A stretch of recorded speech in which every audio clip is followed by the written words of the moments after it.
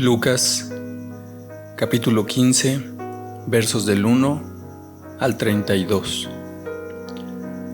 Parábola de la oveja perdida. Se acercaban a Jesús todos los publicanos y pecadores para oírle.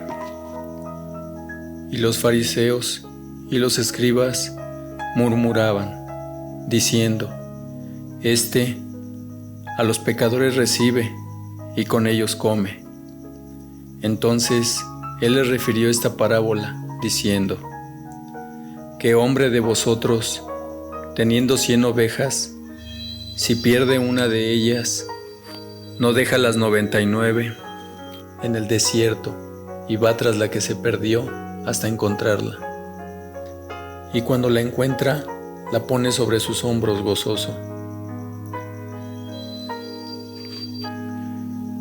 Y al llegar a casa, reúne a sus amigos y vecinos, diciéndoles: Gozaos conmigo, porque he encontrado mi oveja que se había perdido. Os digo que así habrá más gozo en el cielo por un pecador que se arrepiente que por 99 justos que no necesitan de arrepentimiento. Parábola de la moneda perdida. ¿O qué mujer que tiene 10 dracmas, si pierde un dracma, no enciende la lámpara y barre la casa y busca con diligencia hasta encontrarla? Y cuando la encuentra, reúne a sus amigas y vecinas, diciendo: Gozaos conmigo, porque he encontrado la dracma que había perdido. Así os digo que hay gozo delante de los ángeles de Dios por un pecador que se arrepiente. Parábola del hijo pródigo.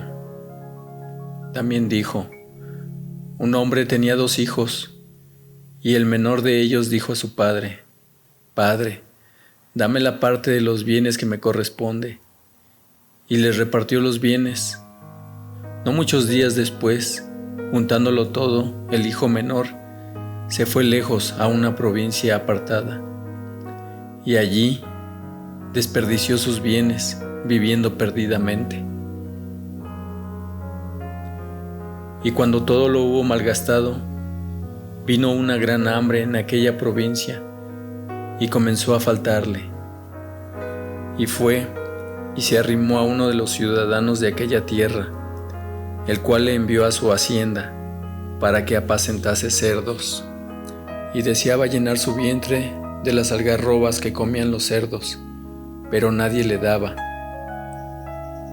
Y volviendo en sí dijo: ¿Cuántos jornaleros en casa de mi padre tienen abundancia de pan, y yo aquí perezco de hambre? Me levantaré e iré a mi padre, y le diré: Padre, he pecado contra el cielo y contra ti. Ya no soy digno de ser llamado tu hijo. Hazme como a uno de tus jornaleros. Y levantándose, vino a su padre, y cuando aún estaba lejos, lo vio su padre, y fue movido a misericordia, y corrió, y se echó sobre su cuello, y le besó. Y el hijo le dijo: Padre, he pecado contra el cielo y contra ti, y ya no soy digno de ser llamado tu hijo.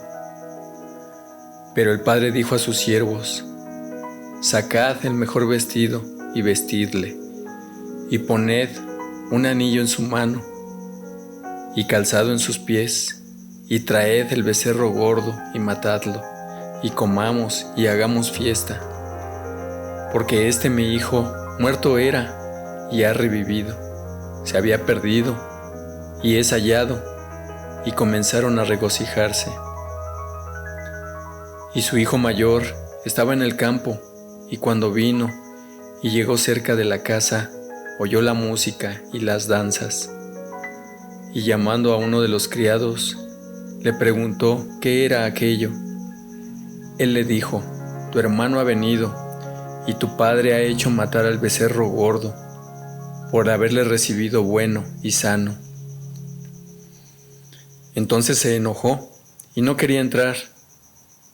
Salió por tanto su padre y le rogaba que entrase, Mas él, respondiendo, dijo al padre: He aquí, tantos años te sirvo, no habiéndote desobedecido jamás, y nunca me has dado ni un cabrito para gozarme con mis amigos. Pero cuando vino este tu hijo, que ha consumido tus bienes con rameras, has hecho matar para él becerro gordo. Él entonces le dijo: Hijo, tú siempre has estado conmigo, y todas mis cosas son tuyas. Mas era necesario hacer fiesta y regocijarnos, porque este tu hermano era muerto y ha revivido, se había perdido y es hallado.